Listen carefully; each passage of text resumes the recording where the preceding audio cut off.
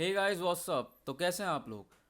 Welcome back to your own channel study more with Deepak Yadav. Welcome to the daily Hindu news and editorial analysis of 14th of June 2020। हालांकि यहाँ पर कोई आज editorial है नहीं, लेकिन न्यूज़ है काफ़ी सारी। संडे को एडिटोरियल आता नहीं है, बट बहुत सारी न्यूज़ है। साइंस एंड टेक्नोलॉजी के पॉइंट ऑफ व्यू से बहुत ज़्यादा इंपॉर्टेंट हो जाता है हमारा संडे का द हिंदू। और बाकी सारी चीज़ें भी आती हैं जो कि काफ़ी सारी चीज़ें हैं जो कि इंपॉर्टेंट है from the view point of UPSC. Then हम वो चीज़ें छोड़ नहीं सकते, तो उसको आज हम डिस्कस करने वाले हैं। तो आज है 14 जून 2020, संडे है। संडे का the Hindu complete newspaper analysis करेंगे। और गाइज यहाँ पे पीडीएफ नोट्स भी प्रोवाइड कराए जाते हैं, बिल्कुल फ्री प्रोवाइड कराए जाते हैं। आप यहाँ पे देख रहे हैं जैसे कि हाईलाइटेड न्यूज़पेपर है, ये भी आपको दिया जाता है पूरा का पूरा न्यूज़पेपर। ठीक है, आपको कहाँ जाना है? आपको टेलीग्राम डाउनलोड करना है। टेलीग्राम पे यहाँ पे आपको सर्च बॉक्स में टाइप करना है study more with Deepak. Study more with Deepak डालोगे आप, यहाँ पर ब्रैकेट में यूपीएससी लिखा है, तो आपको यहाँ पर डेली बेसिस पे नोट्स वगैरह मिलते रहते हैं। डेली बेसिस पे जो भी चीज़ पढ़ेंगे हम इसमें से ही पढ़ेंगे अभी। और डेली बेसिस पे आपको पीडीएफ मिलेंगी, और जितनी भी वीडियोस डलती हैं, जैसे कि हाईलाइटेड पीडीएफ है कल की 13 जून की, तो आपको हाईलाइटेड न्यूज़पेपर पूरा का पूरा चला जाता है यहाँ पे। और सब कुछ फ्री है, तो जाके ज्वाइन कर लेना। मैं डिस्क्रिप्शन में टेलीग्राम का लिंक भी दे दूंगा, तो गैस डिस्क्रिप्शन में भी जाकर आप टेलीग्राम में फॉलो कर सकते हैं। ठीक है, उसके बाद यहाँ पर देखते हैं आप न्यूज़ क्या क्या इंपॉर्टेंट है। पहले है गाइज, आगे बढ़ने से पहले यहाँ पे आपने अभी तक चैनल को सब्सक्राइब नहीं किया तो सब्सक्राइब कर लेना और बेल आइकन ज़रूर दबा देना। उसके बाद हम लोग पढ़ते हैं पहली न्यूज़ हमारी, Nepal passes amendment on new app. Nepal ने अमेंडमेंट पास किया है, ठीक है, जो कि अभी पहले भी किया था, है ना। वो अभी उसका अभी कोई पता नहीं चला कुछ, तो अभी अमेंडमेंट पास किया है। और क्यों नेपाल क्यों आ रहा है इतना ज़्यादा न्यूज़ में? नेपाल और इंडिया में कुछ डिस्प्यूट चल रहा है, कुछ बॉर्डर को लेकर, कुछ बॉर्डर इश्यूज़ को लेकर यहाँ पर। कि तीन जगह हैं इंडिया की, वो नेपाल अपनी जगह बता रहा है उत्तराखंड की। जैसे कि हमारा ये तीन जगह हैं, तीन एरिया, लिम्पियाधुरा, लिपू लेक और काला पानी, ये नेपाल जो है ये अपना बता रहा है। ठीक है, ये तो नेपाल जो है, ये देखो आता है पित्तौड़गढ़ में, है ना। नेपाल इसने अपना वर्जन बताया इस तरीके से, नेपाल ने अपना मैप नया बनाया है, उसी का ही तो अमेंडमेंट जो है वो रखा है पार्लियामेंट में। ठीक है, तो बस इसी को लेकर यह है कि अब जो नेपाल का वर्जन है वो इस तरीके से वो अपना मैप नया बना रहा है। ठीक है, हालांकि ये तीनों जगह आती इंडिया में है, तो उसी को लेकर ये बॉर्डर डिस्प्यूट है। और यहाँ पर जो इंडियन मिनिस्ट्री है ऑफ एक्सटर्नल अफेयर हैं, MEA, इनका यहाँ पर ये कहना है कि ऐसा कोई हिस्टोरिकल फैक्ट नहीं है कि जो ये जगह है ये यहाँ पे थी, ठीक है, नेपाल में थी, ऐसा कुछ यहाँ पर नहीं है। तो यहाँ पर ये बिल्कुल सरासर गलत है, ऐसा यहाँ पर कहा गया है। और साथ ही साथ जो टेरिटोरियल डिस्प्यूट यहाँ पर, from the fact Nepal claims that land to the east of river Kali which forms the country western border. Nepal ने क्या बोला है कि वो तीन जगह तो इनकी है, और उसके बाद जो काठमांडू उसके अंडरस्टैंडिंग है कि जो रिवर ओरिजिनेट हुई है यहाँ पर लिम्पियाधुरा के साइड में जो रिवर जा रही है, आप यहाँ पे देखोगे एक रिवर जा रही है, तो उससे यहाँ पे लगाया गया है कि जो हायर हिमालयन है उससे दिया गया है कि एक ट्रायंगुलर शेप लैंड बनाएगा, ये तीन एरिया हैं उसको लेकर। ठीक है, तो इंडिया ने अपोज कर दिया है, पूरा का पूरा इस स्टेप के अगेंस्ट है। और नेपाल की जो टेरिटोरियल डिमांड है उसे भी रिड्यूस करने के लिए यहाँ पर ये सब करा गया है। ठीक, हमने यहाँ पर ये चीज़ें देख ली हैं, और सही से हमने मैप भी देख लिया है। और ये वाला जो मैप है, ये वाली पिक्चर जो है, ये मैंने टेलीग्राम पे भी डाल दी है, तो आप जाकर देख सकते हैं, यहाँ पर आपको मिल जाएगी टेलीग्राम पर। तो वैसे टेलीग्राम को ज्वाइन कर लेना, क्योंकि यहाँ पे सारी चीज़ें फ्री मिल रही हैं। ठीक, और यहाँ पे हमारे लिए एक इम्पॉर्टेंट टर्म है। एक इम्पॉर्टेंट टर्म क्या है? हम लोगों ने चलो न्यूज़ तो पढ़ी, न्यूज़ खास अभी इतनी कुछ नहीं है, जब कुछ फाइनल डिसीजन आएगा तो वो हमारे लिए न्यूज़ इंपॉर्टेंट हो जाएगी। बट उसके बाद एक इंपॉर्टेंट टर्म है मिनिस्ट्री ऑफ एक्सटर्नल अफेयर्स के बारे में जानना बहुत ज़्यादा ज़रूरी हो जाता है कि कैसे कैसे यहाँ पे वर्क करता है, किसके लिए वर्क करता है। तो यहाँ पर आपको मिनिस्ट्री ऑफ एक्सटर्नल अफेयर्स के बारे में चीज़ें मिल जाएंगी। Ministry of external affairs of India, इसे MEA कहते हैं, ऑल्सो नोन एज, यहाँ पे फॉरेन मिनिस्ट्री भी कहलाती है, कि गवर्नमेंट एजेंसी है जो कि रिस्पॉन्सिबल है फॉरेन रिलेशन ऑफ इंडिया के, और इंडिया के जो फॉरेन रिलेशंस हैं, ठीक है, उसको बनाए रखने के लिए जो रिस्पॉन्सिबल है बॉडी, वो है मिनिस्ट्री ऑफ एक्सटर्नल अफेयर। जो मिनिस्ट्री ऑफ एक्सटर्नल अफेयर है, ये ministry comes under the government of India, government of India के अंडर में आती है।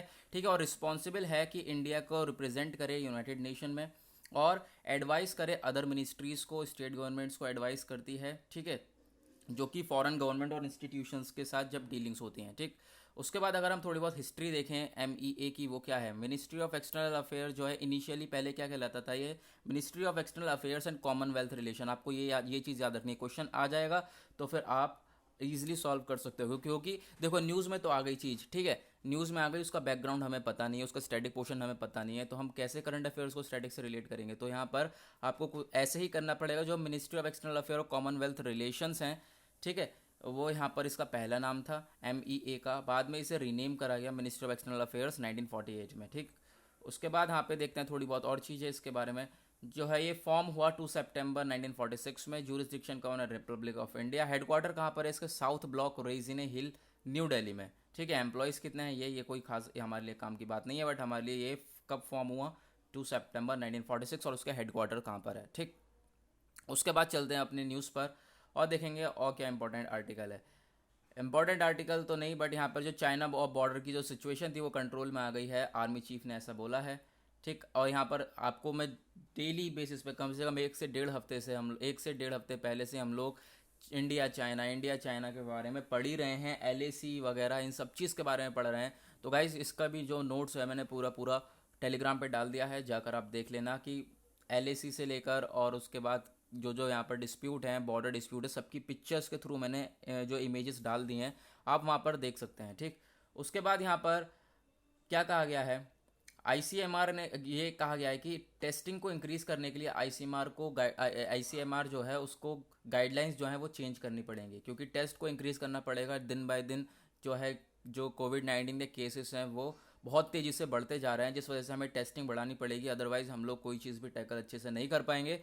तो उसी को लेकर न्यूज़ है कि ICMR जो है, Indian council of medical research, ये हमारे लिए इंपॉर्टेंट टर्म हो जाती है, ये कॉन्टेक्स्ट हमारे लिए इंपॉर्टेंट हो जाता है। जो Indian council of medical research ICMR है, उसको अपनी गाइडलाइंस चेंज करनी चाहिए, और यहाँ पर क्या करना चाहिए, 1 लाख केसेस एक दिन में, यहाँ पर 1 लाख पीपल के जो है उसे उन्हें टेस्ट करना चाहिए एक दिन में। अगर 1 लाख भी हम लोग टेस्ट करते हैं तो भी बहुत टाइम लग जाएगा, ठीक है, क्योंकि यहाँ पर उसी को लेकर बात हो रही है कि जो केसेस हैं वो डिक्रीज़, यहाँ पे जो टेस्टिंग हो रही है, डेली टेस्ट हो रहे हैं वो दिन ब दिन डिक्रीज़ कर रहे हैं डेली। तो उसी को लेकर बात हो रही थी, जो डेली टेस्ट है कैपिटल में वो ड्रॉप हुआ है 3700, ठीक है यहाँ पर।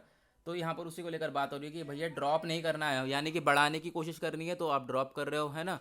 तो उसको लेकर यहाँ पर न्यूज़ है। तो ICMR का यहाँ पे खेल क्या है, तो ICMR कौन सी बॉडी है उसके बारे में भी जानना भी ज़रूरी है हमारे लिए। तो चलते हैं नोट्स पर। उसके बाद यहाँ पर देखेंगे ICMR के बारे में। हालांकि हम ICMR बहुत ज़्यादा न्यूज़ में है, ठीक है, डेली बेसिस पे न्यूज़ में आता है, हम लोग डेली डिस्कस करते हैं ICMR के बारे में। तो गाइज़ यहाँ पर सारी चीज़ें प्रोवाइड हैं, तो आप जाकर ज्वाइन कर लेना, सब कुछ फ्री है, कुछ भी पेड वगैरह नहीं है। हालांकि ये मैंने देखो बहुत पहले डिस्कस किया था, यहाँ पे मैंने दोबारा फॉरवर्ड किया है ICMR में को, क्योंकि वो बहुत ऊपर चला गया था, तो उसके बाद मैंने दोबारा फॉरवर्ड किया है यहाँ पर। ICMR क्या है, Indian council of medical research, ये अपेक्स बॉडी है इंडिया की, ठीक है। उसके बाद एक वन ऑफ द ओल्डेस्ट, एक पुरानी और एक सबसे बड़ी मेडिकल रिसर्च बॉडी है वर्ल्ड में। ICMR को फंड कौन देता है, government of India through department of health research, ministry of health and family welfare. आज हम इसके बारे में भी बात करेंगे, ministry of health and family welfare के बारे में। तो गाइज बने रहिएगा आगे तक।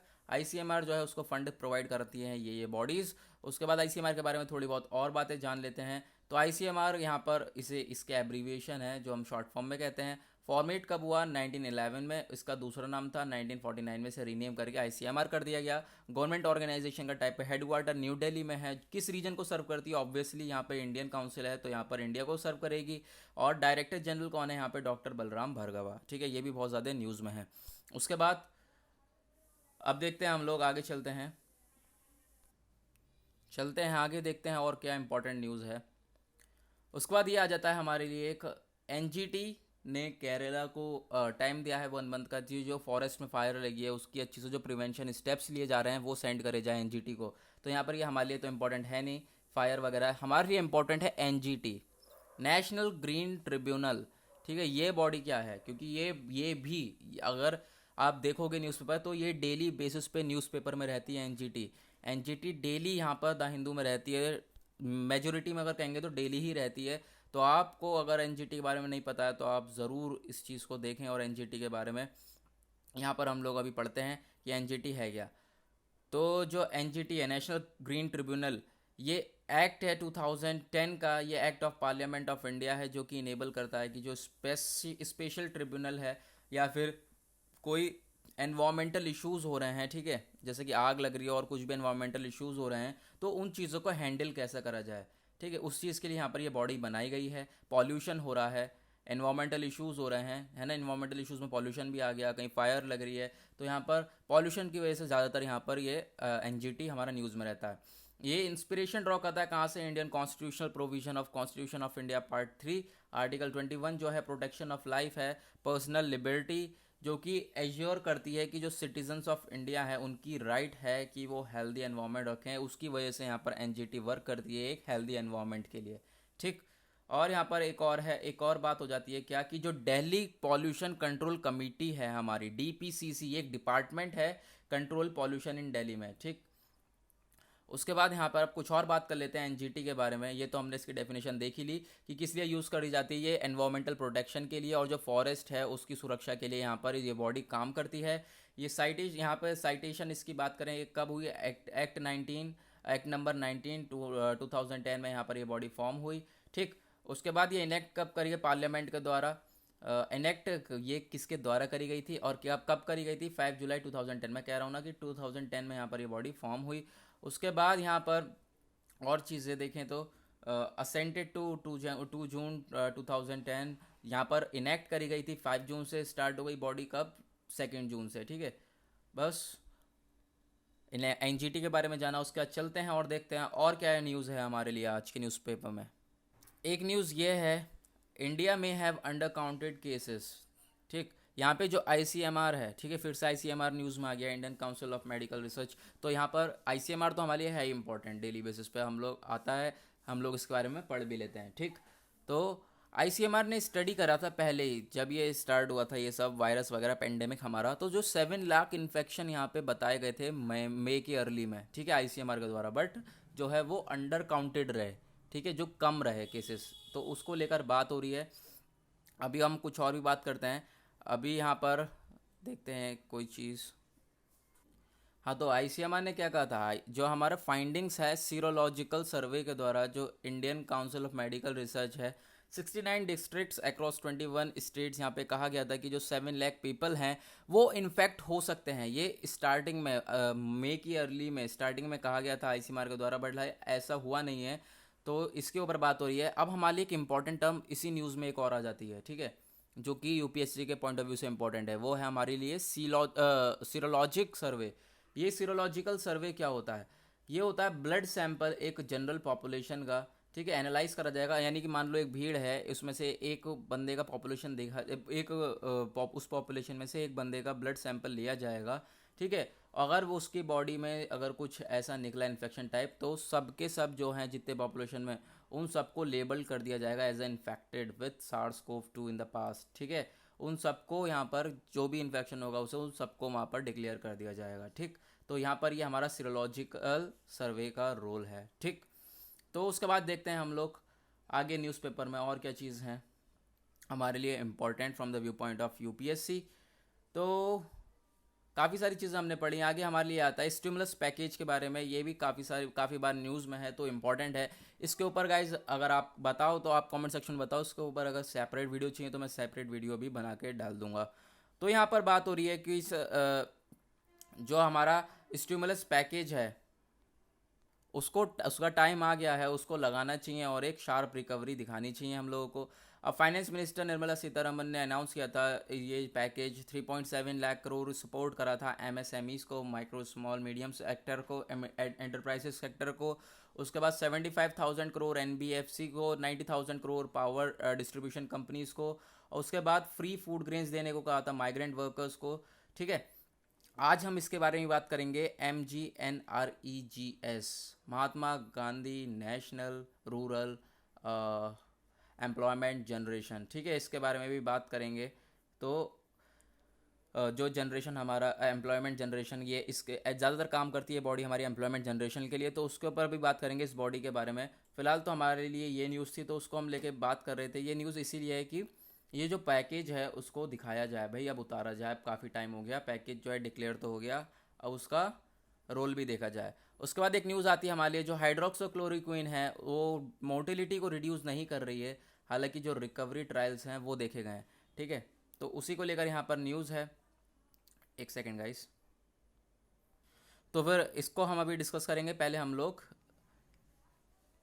इसके बारे में ही देख लेते हैं, MGNREGA मनरेगा के बारे में ही पहले हम लोग देख लेते हैं।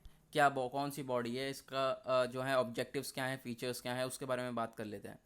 ठीक, तो सबसे पहले हम बात करते हैं ये महात्मा, इसकी फुल फॉर्म क्या है, Mahatma Gandhi national rural employment guarantee act है ना, मनरेगा।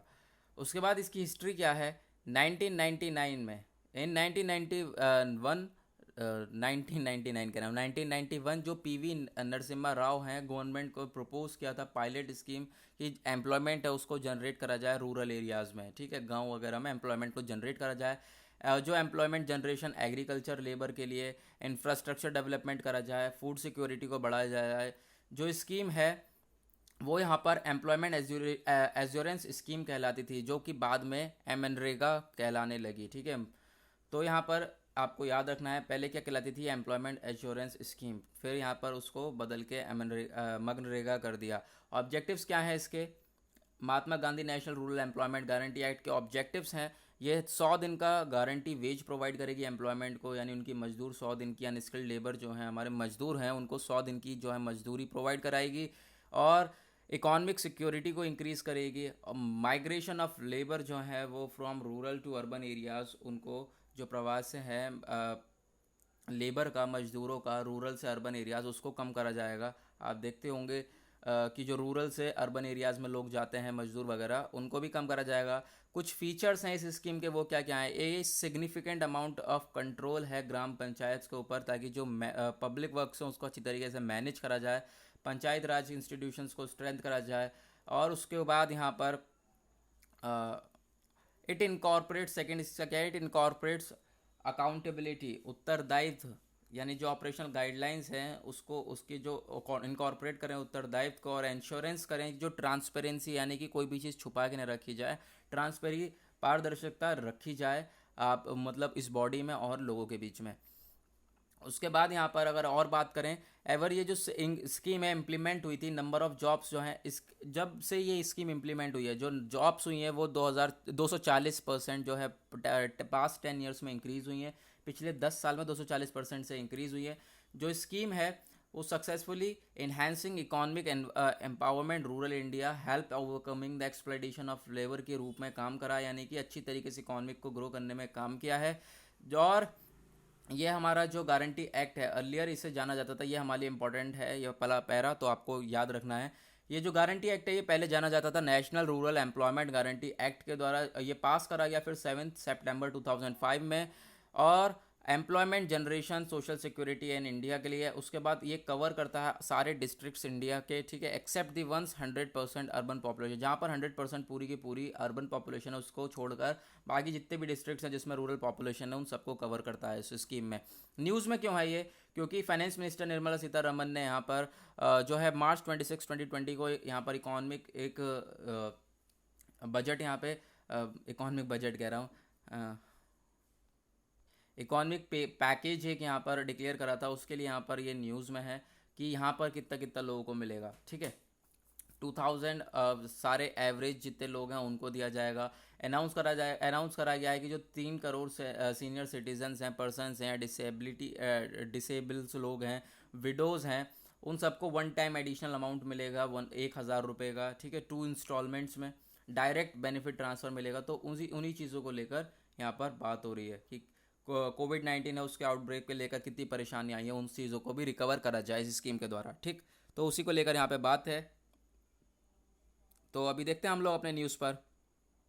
हाँ, तो चलते हैं अपने वापस क्लोरोक्विन की बात कर रहे थे। इसकी बात है कि यहाँ पर मोर्टेलिटी रिड्यूस नहीं हो रही है, जो लोग हो रहे हैं या फिर जो है अगर किसी को मरना है तो वो मर ही रहा है, यहाँ पर इससे बच नहीं रहा है, साथ ही साथ इनफैक्ट भी हो रहे हैं। यहाँ पे कोई जो है हाइड्रोक्सोक्लोरोक्विन का कोई बेनिफिट नहीं बताया जा रहा है कि इसका कोई बेनिफिट नहीं है, ऐसे यहाँ पे डिक्लेयर कर दिया गया है। हालांकि जो रिकवरी ट्रायल है वो सही है ये कहा जा रहा है, लेकिन जो बेनिफिट्स है वो नहीं, वो यहाँ पर बिल्कुल ख़त्म हो गए हैं, बेनिफिट्स नहीं दिखाए जा रहे हैं, ऐसा भी कहा जा रहा है, ठीक है, ज़्यादा बेनिफिट नहीं दिख रहे हैं, स्टडीज़ ने यहाँ पर प्रूव कर दिया है। ऐसा कि हमने अभी पहले भी जो हमने एनालिसिस करा था शायद 4-5 दिन पहले, तो उसमें भी एक स्टडी ने प्रूव करा था कि जो हाइड्रोक्सीक्लोरोक्विन है उसके कोई बेनिफिट्स नहीं दिख रहे हैं अब।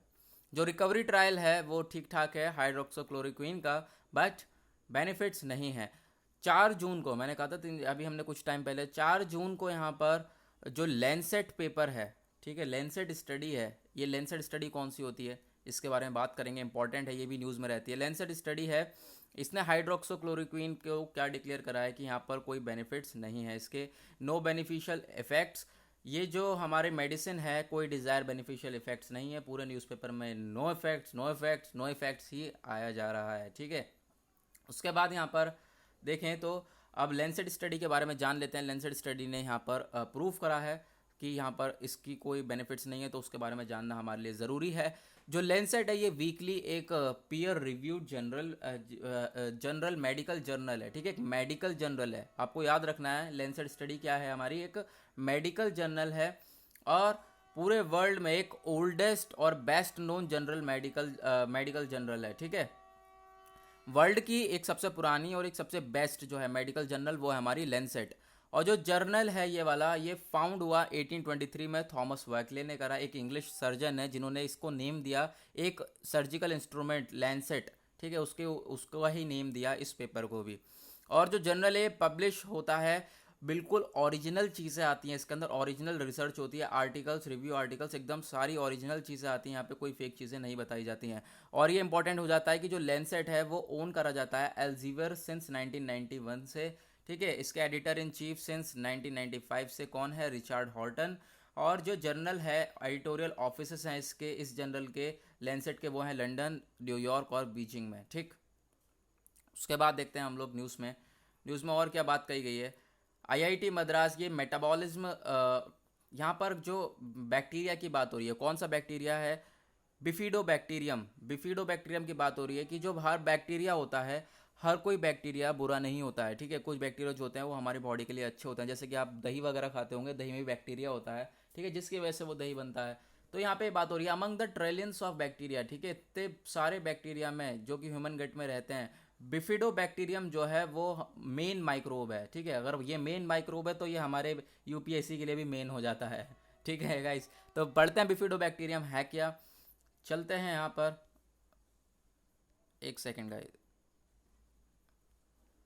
तो ये बिफिडोबैक्टीरियम एक genus gram positive non motile, ठीक है, अचल जिसे कहते हैं, जो चलना वाला होता है उसे मोटाइल कहते हैं, अचल जो है जो चल नहीं सकता, ऑफन ब्रांच्ड एनारोबिक बैक्टीरिया है। और यहाँ पर ये जो बैक्टीरिया है, ठीक है, ये कहाँ पर, जेस्ट्रो इंटेस्टाइनल ट्रैक्ट ऑफ वेजिना और माउथ ऑफ मैमल्स में होता है, ठीक है। मैमल्स के साथ साथ यहाँ पर मैमल्स के साथ साथ ह्यूमंस में भी होता है। बिफिडोबैक्टीरिया जो है एक मेजर जेनरल बैक्टीरिया है जो कि जेस्ट्रो इंटेस्टाइनल ट्रैक्ट माइक्रोबायोटा मैमल्स में पाया जाता है। सम बिफिडोबैक्टीरिया जो कि इस्तेमाल करे जाते हैं प्रोबायोटिक्स के तौर पे, ठीक है, प्रोबायोटिक्स के रूप में यहाँ पर इन बैक्टीरिया को इस्तेमाल करा जाता है। और अब आ जाती है हमारे लिए मोस्ट इंपॉर्टेंट चीज़, क्या, 1960 से पहले जो बिफिडोबैक्टीरियम स्पीशीज़ है ये क्या कहलाती थी, साथ में लैक्टोबैसिलस बिफिडस कहलाती थी, ठीक है। बट उसके बाद यहाँ पर क्या कहलाती है, ये बिफिडोबैक्टीरिया, ठीक है, बिफिडोबैक्टीरियम जेनस। यहाँ पर बिफिडोबैक्टीरिया जो है एक नहीं है, बहुत सारे बैक्टीरिया हैं इसके अंदर और सबके अलग अलग नेम है, ठीक। तो काफ़ी सारी चीज़ें डिस्कस करी हैं हमने आज। अभी हमारे लिए एक और इम्पॉर्टेंट आर्टिकल रह जाता है, वो मैं आपको दिखाता हूँ। वो आर्टिकल है हमारा ये, जो रिटर्निंग लेबरर्स हैं, ठीक है, उनको डिप्लॉय करा जा सकता है जल जीवन मिशन के लिए, ठीक है। जल जीवन मिशन क्या है हमारा, उसके ऊपर बात हो रही है। तो जल जीवन मिशन JJM की बात कर लेते हैं, क्योंकि ये हमारा GS2 के पॉइंट ऑफ व्यू से इम्पॉर्टेंट हो जाता है। जितनी भी स्कीम्स है गवर्नमेंट स्कीम्स में आएगा जल जीवन मिशन, तो उसके बारे में जानना हमारे लिए इम्पॉर्टेंट है। तो GS पेपर 1 और 2 दोनों में यहाँ पर आ सकता है। जल जीवन मिशन टॉपिक है, ये क्या बताता है, एनविजेजेस, मतलब ये किस चीज़ के ऊपर विचार करता है, 55 लीटर वाटर हर एक पर्सन को दिया जाएगा रूरल हाउस होल्ड में, ठीक है, गाँवों में। और टॉप कनेक्शंस दिए जाएंगे, functional house hold tap connections दिए जाएंगे, 2024 तक यहाँ पर कनेक्शंस भी दिए जाएंगे। और जो JJM है हमारा जल जीवन मिशन है, ये फोकस करता है एक इंटीग्रेटेड डिमांड और supply side management of water, ठीक है।